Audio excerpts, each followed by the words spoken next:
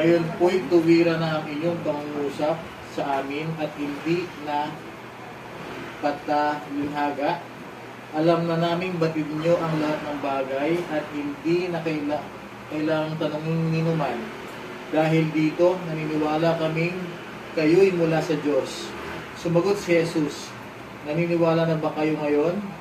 Darating ang oras at ngayon na magkakawatak-watak kayo. Magkakanya-kanyang lakad kayo at iiwan ninyo ako.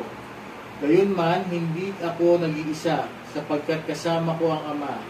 Sinabi ko ito sa inyo upang kayo'y magkaroon ng kapayapaan sa pakikipag-isa sa akin.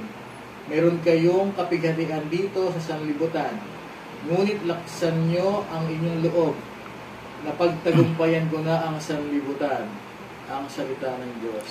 Salamat. Pinupuri ka namin, Panginoong Jesucristo. Amen.